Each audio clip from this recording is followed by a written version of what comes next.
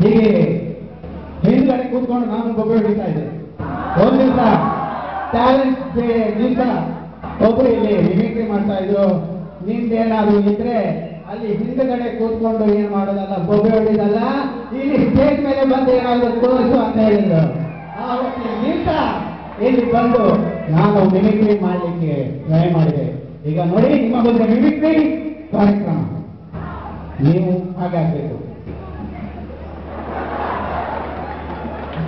ಅವ ಒಳ್ಳೆ mimicry artist ಆಗ್ತಾನೆ. ಯಾಕಂದ್ರೆ ಏನು ಅಭ್ಯಾಸ ಇದ್ದಾನೆ, ಒಳ್ಳೆ ಆರ್ಟಿಸ್ಟ್ ಆಗ್ತೀನಿ ನೀನು. ಸರಿ ಕಲಾಭಿಮಾನಿಗಳೇ, ಈಗ ನಿಮ್ಮ ಮುಂದೆ ಸೌಂಡ್ ಎಫೆಕ್ಟ್ ಶಬ್ದ ತರಂಗಗಳನ್ನ ನಿಮಗೆ ಮಾಡಲಿಕ್ಕೆ ನಿಂತಿದ್ದೇನೆ.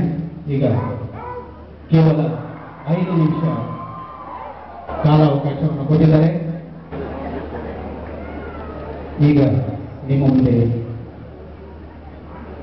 Sound effect.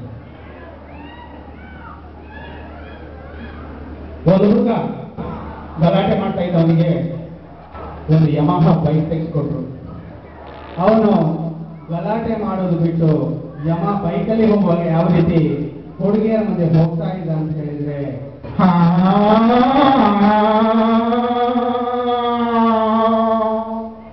ಇದೇ ಬೈಕಲ್ಲಿ ಅವನ 3 ಜನ ಫ್ರೆಂಡ್ಸ್ ಅನ್ನು ಕೂತ್ಕೊಳಿಸಿ ಹೋಗ್ತಾ ಇರ್ಬೇಕಾದ್ರೆ ಆ ಬೈಕಲ್ಲಿ ಹೋಗ್ತಾ ಇರ್ಬೇಕಾದ್ರೆ ಆ ಬೈಕ್ ಅವನಿಗೆ ಯಾವ ರೀತಿ ಬೈತಾ ಇತ್ತ ಅಂತ.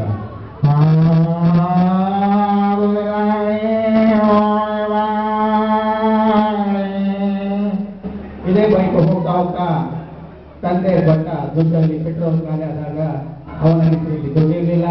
ಪೆಟ್ರೋಲ್ ಖಾಲಿ ಆದಾಗ ಬೈಕು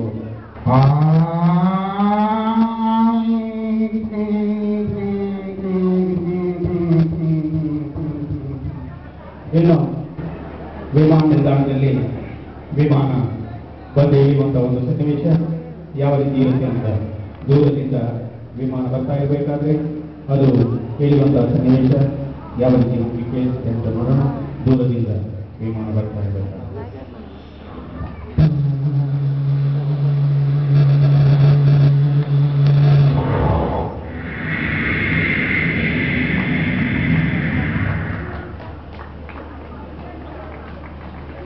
ಇದೇ ವಿಮಾನ ಮೋಡದ ಮೇಲೆ ಹೋಗ್ತಾ ಇರಬೇಕಾದ್ರೆ ಅದರ ಶಬ್ದ ಕೆಳಗೆ ತಕ್ಕಂತ ನಮಗೆ ಯಾವ ರೀತಿ ಕೇಳಿಸುತ್ತೆ ಅಂತ.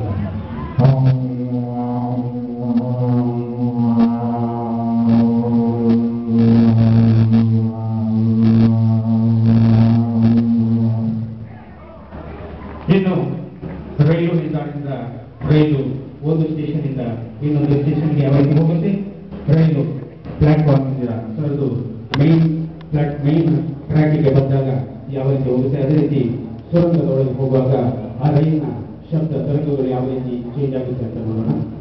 ಮೊದಲಿಗೆ ರೈಲು ಹೋಗುವಾಗ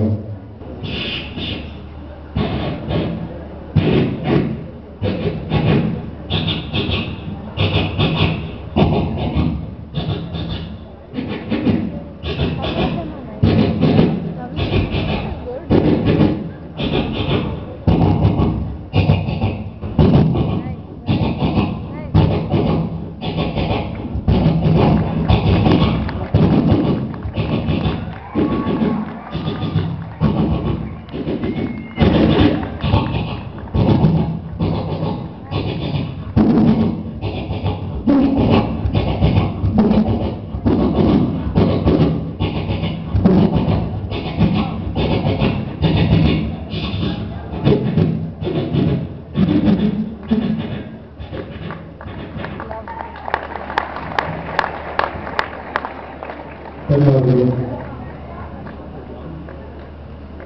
ಅದೇ ರೀತಿ ಬುಲೆಟ್ನಲ್ಲಿ ಒಂದು ಹುಡುಗಿ ಮತ್ತು ಹುಡುಗ ಕೂತ್ಕೊಂಡು ಮಾತಾಡಿಕೊಂಡು ಹೋಗ್ಬೇಕಾದ್ರೆ ಯಾವ ರೀತಿ ಕೇಳಿಸುತ್ತೆ ಅಂತ, ಅದೇ ರೀತಿ ಒಂದು ನಾಯಿಯಿಂದ ಅಡ್ಡ ಬಂದಾಗ ಯಾವ ರೀತಿ ಅದು ಬಿದ್ದು ಸಾಯುತ್ತೆ ಅಂತ ಬುಲೆಟ್ ಹೊರಡುವಾಗ.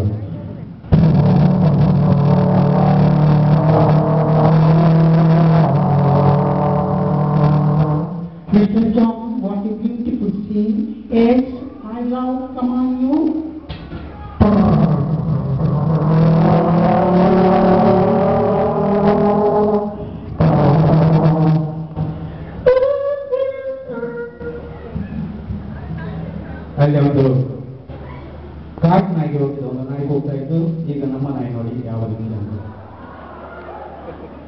ಆಕ್ಸಿಷನ್ ನಾಯಿ ಮನೆಗೆ ಒಬ್ರು ಒಂದು 15,000 ಕೊಟ್ಟು ನಾಯಿಯನ್ನು ತಕೊಂಡು ಬಂದಿದ್ರು. ಅದು ನಾಯಿ ಹಾರ್ಲಿಕ್ಸ್ ಕುಡಿದು ಒಳಗೆ ಸೋಫಾದಲ್ಲಿ ಕೂತ್ಕೊಂಡು ಯಾವ ರೀತಿ ಹಾರ್ಲಿಕ್ಸ್ ಕುಡಿತಾ ಇತ್ತಂತ. ಆವಾಗ ಹೊರಗೆ 4 ಕಾಟ್ ನಾಯಿಗಳು ಯಾವ ರೀತಿ ಗಲಾಟೆ ಮಾಡಲಿಕ್ಕೆ ರೆಡಿ ಆಗಿದ್ದು ಅಂತ.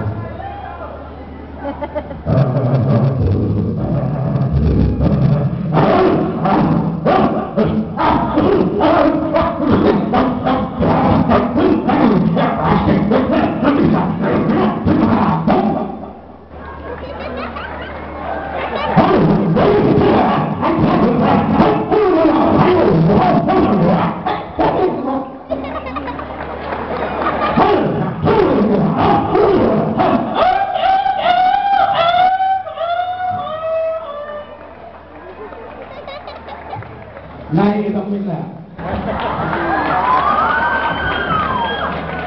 ಕಲಾಭಿಮಾನಿಗಳೇ, ನಾನು 20 ವರ್ಷದಿಂದ ಈ ಕಾರ್ಯಕ್ರಮವನ್ನು ಕೊಡ್ತಾ ಇದ್ದೇನೆ. ನಮ್ಗೆ ಏನಾದರೂ ಹೀಗೆ ಕೀಟಲೆ ಮಾಡಿದರೆ ಅವರನ್ನು ಕೊನೆಯವರೆಗೂ ನಾವು ಕೀಟಲೆ ಮಾಡ್ತಾ ಇದ್ದೇವೆ. ದಯವಿಟ್ಟು ಮಾಡಿ. ಈಗ ನಿಮಗೆ ಚಿತ್ರನಟರು ಎಲ್ಲ ಚಿತ್ರನಟರು ಹೆಚ್ಚಿನವ್ರ ಮೇಲೆ ಹೋಗಿದ್ದಾರೆ. ಆದರೂ ಅವರ ಧ್ವನಿ ನಾವು ಎಲ್ಲಿದ್ದರೂ ಅವರ ಧ್ವನಿಯನ್ನ ಗುರುತಿಸ್ಕೊಡ್ಲಿಕ್ಕೆ ಆಗುತ್ತೆ.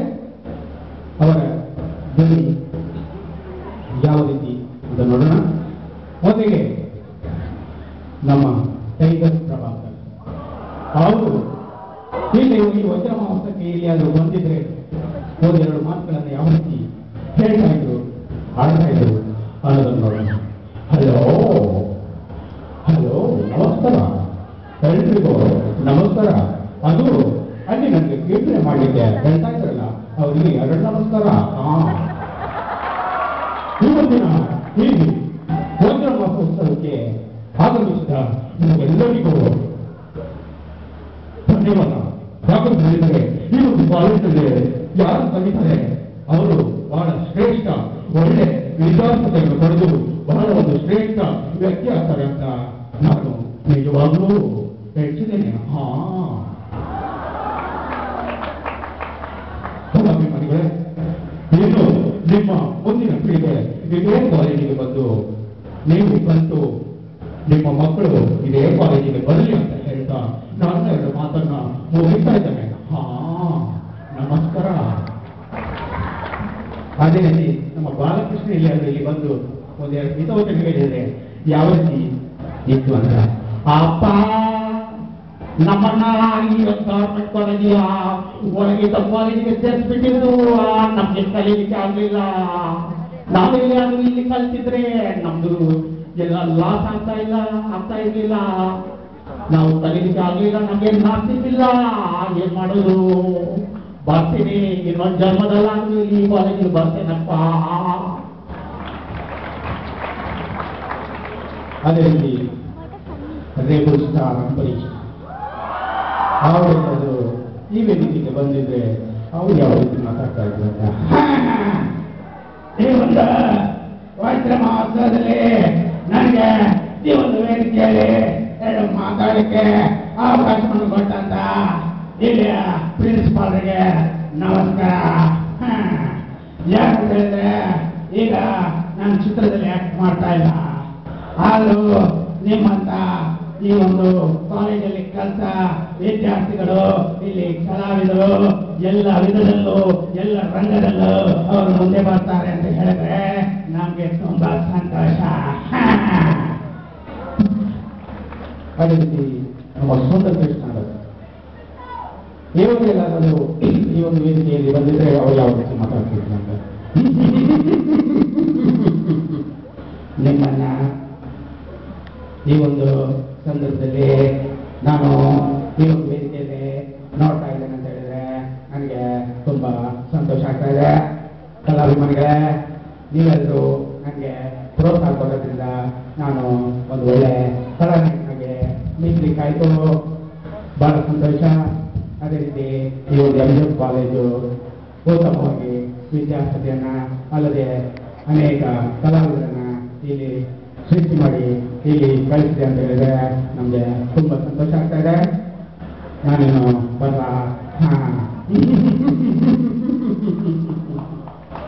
Thank you. ಅವ್ರೇನೋ ಒಂದು ಮಾತ್ರೆ ತಗೊಂಡಿರ್ಬೇಕು ನೆಗಾಡುವಂಥದ್ದು, ಸ್ವಲ್ಪ ಜಾಸ್ತಿ ನೆಗಡ್ತಾ ಇದ್ದಾರೆ. ಇಲ್ಲಿ ಕೊನೆಯದಾಗಿ ನಮ್ಮ ಡಾಕ್ಟರ್ ರಾಜ್ಕುಮಾರ್ ಇವರು ಯಾವ ರೀತಿ ಮಾತಾಡ್ತಾರೆ ಅನ್ನೋದನ್ನು ನೋಡೋಣ. ಡಾಕ್ಟರ್ ರಾಜ್ಕುಮಾರ್. ಬಹಳ ಸಂತೋಷ. ಯಾರಾದರೂ ಯಾವುದಾದ್ರೂ ಕಾರ್ಯಕ್ರಮ ಕೊಟ್ಟರೆ ನೆಗಾಡ್ಕೊಂಡು ಚೇಷ್ಟೆ ಮಾಡಿಕೊಂಡು ಏನಾದರೂ ಹೇಳೋದು ಸರಿಯಲ್ಲಪ್ಪ. ಯಾಕಂತ ಹೇಳಿದ್ರೆ ಈ ಒಂದು ವೇದಿಕೆಯಲ್ಲಿ ಬಂದು ಏನಾದರೂ ಒಂದು ಕಾರ್ಯಕ್ರಮ ಕೊಡಬೇಕು ಅಂತ ಹೇಳಿದ್ರೆ ಬಹಳ ಕಷ್ಟ. ಅದು ಗೊತ್ತಾಗೋದಿಲ್ಲ. ಏನಾದರೂ ಚೇಷ್ಟೆ ಮಾಡಿದ್ರೆ ನಾವೊಂದು ದೊಡ್ಡ ಜನ ಆಗ್ತೀವಿ ಅಂತ ನಮ್ಮ ಮನಸ್ಸಲ್ಲಿ ಇರಬಾರ್ದು. ಎಲ್ಲಿದ್ರು ನಾವು ಈ ವೇದಿಕೆಯಲ್ಲಿ ಬಂದು ನಮ್ದು ಏನಾದರೂ ಒಂದು ಪದ್ಯ ಹೇಳೋದು, ಆ ಪದ್ಯ ಹೇಳೋದು ಬಿಡಿ, ಒಂದು ಭಜನೆ ಮಾಡೋದಾದ್ರೂ ಇದ್ರೆ ಅದು ನಿನ್ನ ತಾಕತ್ತು ಪ್ರದರ್ಶನ. ಅದು ಬಿಡ್ಕೊಂಡು ಚೇಷ್ಟೆ ಮಾಡುದು ಅದೆಲ್ಲ ಮಾಡಬೇಡ. ಇವತ್ತಿಗೆ ಅದನ್ನು ಬಿಟ್ಟು ಅಂತ ಹೇಳ್ತಾ ಮುಂದೆ ಮಾತನ್ನ ಮುಗಿಸ್ತಾ ಇದ್ದೇನೆ. ಜೈ ಹಿಂದ್, ಜೈ Karnataka. Thank you, Ramesh. At the end of your very round of applause, now